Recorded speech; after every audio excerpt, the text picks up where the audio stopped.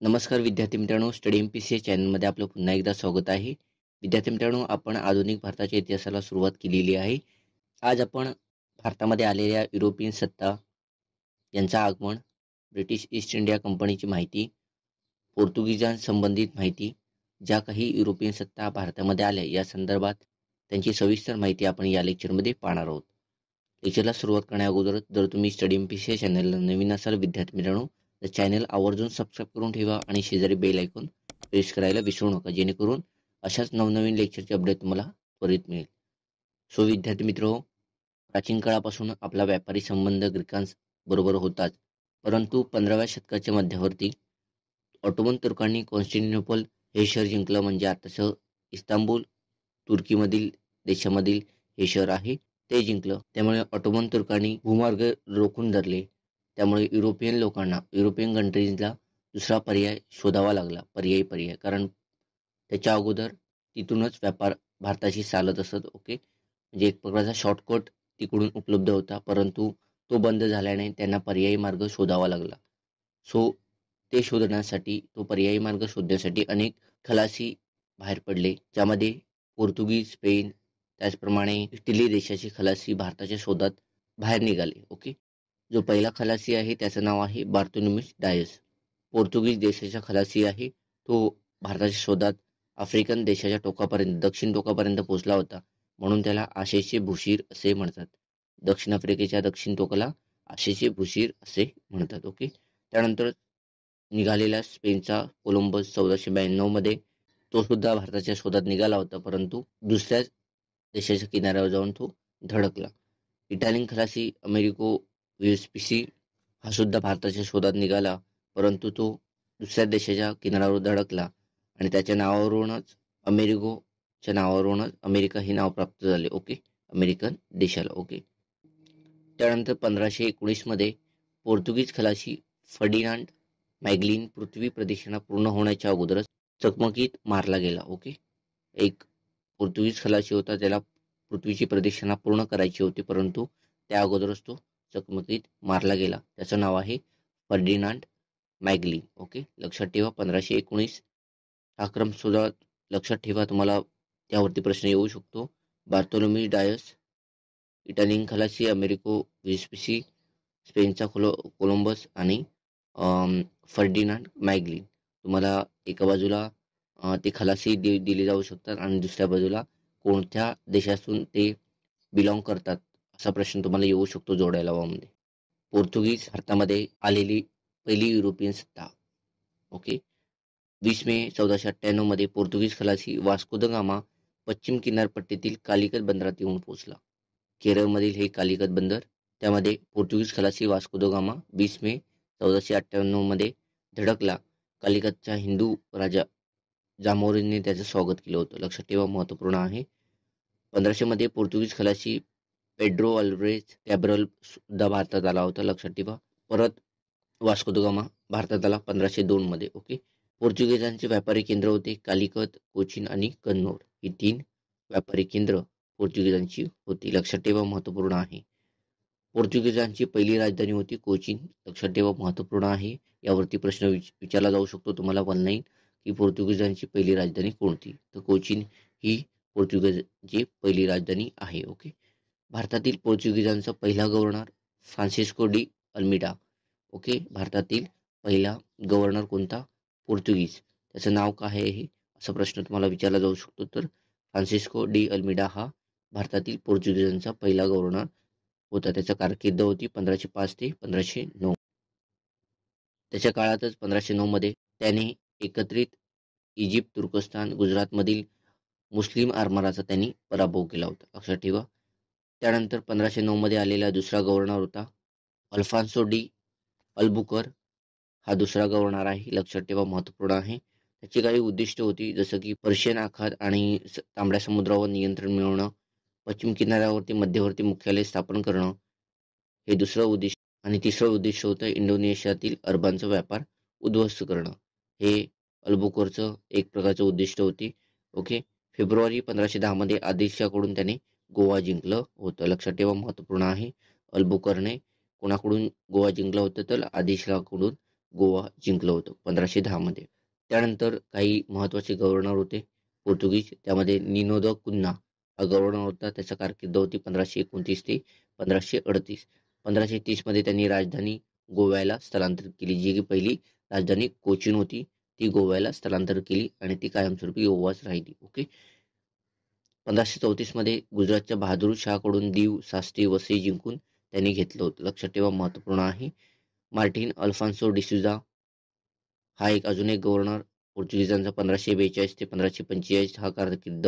प्रसिद्ध Saint Francis Xavier भारतात आले होते यांच्या काळात. लक्षात ठेवा. कार्टज कार्टज म्हणजे काय? हिंदी महासागरात स्थापन केलेलं एक कस्टमायझेशन ज्याद्वारे आशियाई व्यापाऱ्यांना संरक्षणाचे पत्र घ्यावे लागत असत. याद्वारे त्यांना पोर्तुगीज आरमारापासून संरक्षण मिळत असत आशियाई व्यापाऱ्यांना. ओके. आता महत्वाच्या वसाहती कोणकोणत्या होत्या पोर्तुगीजांच्या? पश्चिम किनारपट्टीवरच्या कोचीन, गोवा, सास्त्री, चौल, दीव, दमण या पश्चिम किनारपट्टीवरती वसाहती होत्या. लक्षात ठेवा, महत्वपूर्ण आहे. आणि पूर्व किनारपट्टीवरती सेंट थोम, चितगाव आणि हुगळी या 3 महत्वपूर्ण अशा वसाहती पोर्तुगीजांच्या ताब्यात होत्या. ओके. पोर्तुगीजांचे भारतावरील परिणाम. ते आल्याने भारतावरील कोणते परिणाम दिसून आले? तर एक, तंबाखूची लागवड आहे त्याची सुरुवात झाली भारतामध्ये. जहाजबांधणी उद्योग धोक्यात आला. ओके. स्थानिक जो जहाजबांधणी उद्योग आहे तो धोक्यात आला. पश्चिम व पूर्व किनाऱ्यावरती कॅथोलिक धर्माचा प्रसार त्यांनी केला. ओके. महत्वपूर्ण आहे. भारतात 1556 मध्ये गोवा येथे पहिली प्रिंटिंग प्रेसची स्थापना करण्यात आली. लक्षात ठेवा, भारतामध्ये पहिली प्रिंटिंग प्रेस कोणत्या ठिकाणी स्थापन करण्यात आली, कुठे केली आणि केव्हा झाली. ओके. अशा प्रकारचे 3 प्रश्न अशा प्रकारचे फॉर्मॅटचे तुम्हाला विचारले जाऊ शकतात. आणि 5वा आहे 1556 मध्ये भारतीय औषधी वनस्पतीवरील पहिले पुस्तक द गार्सिया द ओर्ता याने प्रकाशित केलं होतं. लक्षात ठेवा, महत्वपूर्ण आहे. हे भारतावर झालेले परिणाम आहेत. पोर्तुगीजांच्या रासाची कारणे. त्यांना सत्ता का गमावावी लागली त्याची काही कारणे आहेत. प्रशासकीय व्यवस्था निर्माण करण्यात ते अपयशी ठरले, हे पहिलं कारण. दुसरं आहे बेकायदेशीर व्यापार, भ्रष्टाचार व शिस्तीचा अभाव त्यांच्यामध्ये होता. तिसरं आहे धार्मिक असहिष्णुतेचे धोरण. चौथा आहे युरोपियन कंपनीशी स्पर्धा करण्यात ते अक्षम ठरले, जसं की इंग्रजांबरोबर फाईट करण्यात ते अक्षम ठरले. आणि त्याच काळामध्ये ब्राझीलचा शोध लागल्यामुळे त्यांचं लक्ष जास्त करून ब्राझीलकडे वळलं. ओके. त्यामुळे भारताकडे त्यांचं दुर्लक्ष झालं. ओके. ही काही पोर्तुगीजांच्या ऱ्हासाची कारणे आहेत. ओके. परंतु जरी आपण पोर्तुगीजांची ऱ्हासाची कारणे पाहिली, परंतु पहिले आलेले पोर्तुगीज आहेत आणि निर्गमन म्हणजे देश सोडून जाणारे शेवटचे युरोपियन सत्ता म्हणजेच पोर्तुगीजच आहेत. ओके. म्हणजेच काय, पोर्तुगीजांकडे 1961 पर्यंत गोवा, दीव, दमण या वसाहती त्यांच्या ताब्यात होत्या. लक्षात ठेवा, 1961 पर्यंत. आपला देश 1947 ला स्वतंत्र झाला असला तरी गोवा, दीव, दमण ह्या वसाहती त्यांच्या ताब्यात होत्या. ओके. 1961 पर्यंत. ओके. त्यानंतर आलेले डच, हॉलंड म्हणजे आताच्या नेदरलँड देशाचे हे व्यापारी लोक मार्च 1602 मध्ये डच ईस्ट इंडिया कंपनीची स्थापना केली. त्यांना गव्हर्नमेंटने सनद लागू केली होती. युद्ध करणे, तह करणे, प्रदेश संपादन करणे आणि तटबंदी उभारणे. भारतातील त्यांची पहिली व्यापारी वसाहत आहे ती मसुलीपट्टणम येथे स्थापन करण्यात आली 1605 मध्ये. त्याचप्रमाणे पश्चिम किनारपट्टीवरती सुरत या ठिकाणी त्यांची वसाहत होती 1616 मध्ये स्थापन करण्यात आलेली. पूर्व किनारपट्टीवरती पुलिकत 1610, बिमलीपट्टम 1641, कारिकल 1645, चिनुसुरा 1653, कासिम बाजार, बालासोर, नागपट्टम, पाटणा हे अनुक्रमे 1663 मध्ये स्थापन झालेल्या काही वसाहती होत्या. ओके. लक्षात ठेवा, महत्वपूर्ण आहे. परंतु बेदरीच्या लढाईमध्ये त्यांना पराभवाला सामोरं जावं लागलं होतं इंग्रजांसमोर. ओके. इंग्रजांकडून त्यांना बेदरीच्या लढाईत पराभव स्वीकारावा लागला होता. 1759 मध्ये झालेली लढाई आहे. तुम्हाला यावरती प्रश्न विचारला जाऊ शकतो. बेदरीची लढाई कोणाकोणामध्ये झाली? तर इंग्रज आणि डच मध्ये, ज्यामध्ये डचांचा पराभव झाला आणि ते पुढील काळामध्ये भारतातून हद्दपार झाले. 1795 मध्ये डच हे युरोपियन सत्ता, भारतात आगमन होणारे दुसरी युरोपियन सत्ता आहे. परंतु सोडताना पहिला देश त्यांनी सोडला होता. लक्षात ठेवा, त्याचानी आपण त्याचा अनुक्रमे क्रम पाहणार आहोत शेवटला. त्यानंतर आलेले ब्रिटिश 1599 मध्ये काही भारतीय व्यापाऱ्यांकडून वस्तू घेण्यासाठी जॉन मिल्डन हॉलचा नावाचा एक व्यापारी भूमार्गाने भारतात आला होता. लक्षात ठेवा. 1599 मध्ये ब्रिटिश ईस्ट इंडिया कंपनीची स्थापना लंडन येथे करण्यात आली होती. 31 डिसेंबर 1600 मध्ये राणी एलिझाबेथने या कंपनीला 15 वर्ष भारतासह इतर पूर्वेकडील देशांशी व्यापार करण्याची सनद बहाल केली होती. लक्षात ठेवा. राणी एलिझाबेथने किती वर्ष कंपनीला व्यापार करण्याची सनद बहाल केली होती? तर 15 वर्ष. 31 डिसेंबर 1600 मध्ये जाहीर केलेली ही सनद आहे. परंतु पुढील काळामध्ये 1609 मध्ये राजा जेम्स पहिला याने या कंपनीला जी 15 वर्षाची सनद देण्यात आली होती राणी एलिझाबेथने, तिची मर्यादा किंवा तिचा कालावधी हा अमर्यादित केला. ओके. अनलिमिटेड कालावधीसाठी व्यापार मक्तेदारी करण्याची सनद राजा जेम्स पहिला यांनी कंपनीला सनद बहाल केली एक प्रकारची. ओके. अमर्यादित. 1609 मध्ये सुरतला वकार स्थापनेच्या संमतीसाठी कॅप्टन हॉकिन्स नावाचा एक गव्हर्नर मुघल बादशाह जहांगीरच्या दरबारात गेला होता, परंतु पोर्तुगीजांच्या दबावामुळे त्याला संमती प्राप्त झाली नाही किंवा मिळाली नाही. ओके. परंतु 1612 मध्ये सुरत या ठिकाणी सॉली येथे झालेल्या लढाईत पोर्तुगीज आरमाराचा पराभव झाला. इंग्रज कॅप्टन बेस्टने त्यांचा पराभव केला होता. 1613 मध्ये पोर्तुगीजांचा प्रभाव कमी झाला होता. अशावेळी बादशाह जहांगीर याने ब्रिटिशांना सुरत येथे वकार स्थापन करण्याची संमती देण्यात आली होती. 1613 मध्ये भारतामध्ये सुरत येथे स्थापन झालेली ब्रिटिशांची पहिली वकार आहे. लक्षात ठेवा. 1615 मध्ये जेम्स पहिला याचा राजदूत सर थॉमस रो जहांगीरच्या दरबारात येऊन व्यापारी करण्याची व वकार स्थापन करण्याची संमती मिळवली होती. ओके. लक्षात ठेवा. जेम्स पहिला याचा राजदूत कोण जहांगीरच्या दरबारात आला होता? तर सर थॉमस रो. ओके. 1615 मध्ये. आता ब्रिटिशांच्या ज्या वसाहती आहेत त्या पश्चिम किनारपट्टीवरती कोणकोणत्या ठिकाणी त्यांच्या वसाहती होत्या? आग्रा, बडोदा, अहमदाबाद, भडोज या ठिकाणी त्यांच्या वसाहती होत्या. सुरत प्रेसिडेंट अँड काउन्सिलच्या नियंत्रणाखाली ह्या वसाहती होत्या. आग्रा, बडोदा, अहमदाबाद आणि भडोज. 1661 मध्ये पोर्तुगीज राजाने इंग्रज राजा चार्ल्स दुसरा याला मुंबई बेट आंदर म्हणून दिलं होतं.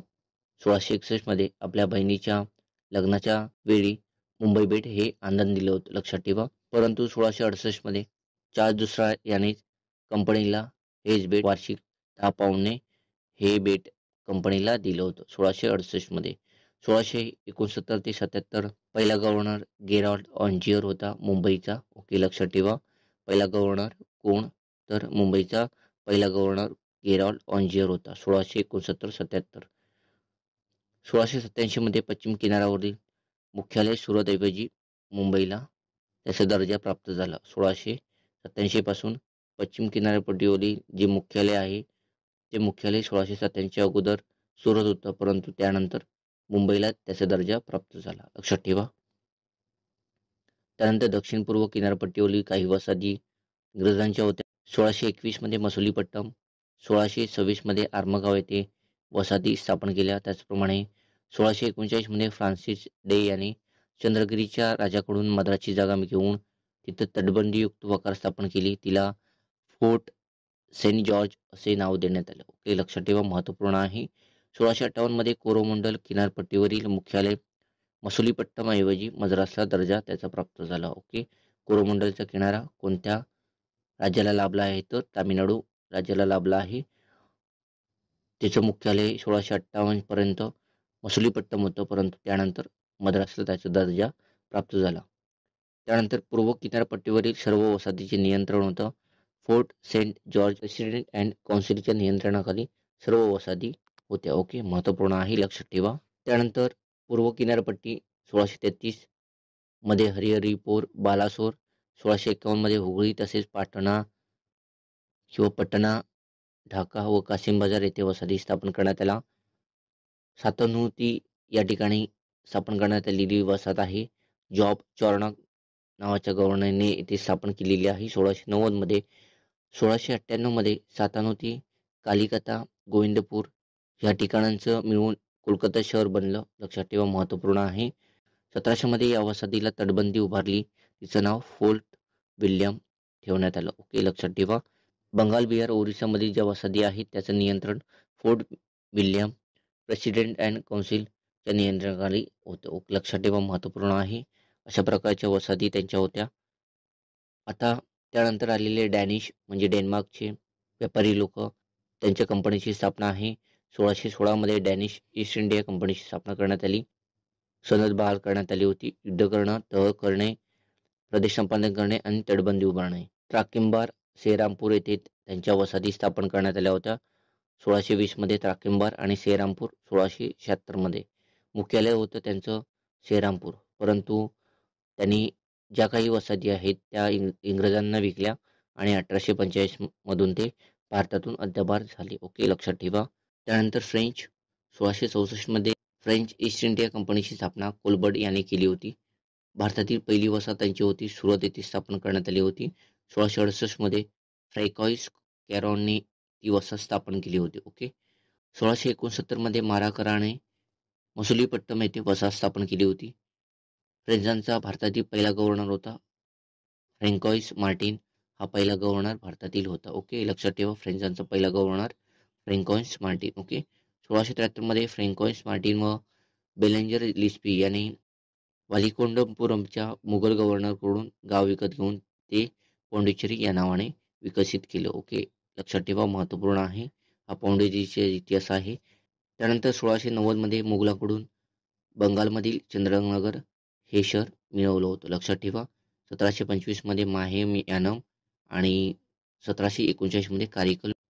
इंग्रज आणि फ्रेंचांमध्ये 3 युद्ध झाली होती. 3 युद्ध कोणती? ते कर्नाटक युद्ध होती 3. त्या संदर्भात वेगळ्या लेक्चरमध्ये आपण या तिन्ही युद्धाबद्दल माहिती जाणून घेणार आहोत परीक्षाभिमुख.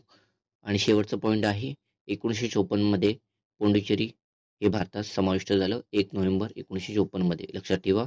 आता आपण भारतात आगमन झालेले युरोपियन सत्तांचा क्रम आणि निर्गमन, भारत सोडून गेलेले युरोपियन सत्तांचा क्रम. आगमन पहा, त्याचा क्रम पोर्तुगीज पहिले आहे, त्यानंतर डच, त्यानंतर ब्रिटिश, त्यानंतर डॅनिश, त्यानंतर फ्रेंच. लक्षात ठेवा. Portuguese, Dutch, British, Danish, French. Okay. त्यानंतर भारत सोडून गेलेले युरोपियन सत्तांचा क्रम पहा. पहिले डच, त्यानंतर डॅनिश, त्यानंतर ब्रिटिश, त्यानंतर फ्रेंच आणि त्यानंतर पोर्तुगीज असा क्रम आहे. लक्षात ठेवा, महत्त्वपूर्ण आहे हा क्रम. नक्की लक्षात ठेवा. तुम्हाला यावरती प्रश्न अशा प्रकारचा विचारला जाऊ शकतो. अशा प्रकारे महत्त्वपूर्ण माहिती या लेक्चरमध्ये आपण सविस्तररित्या परीक्षाभिमुख पाहिलेली आहे.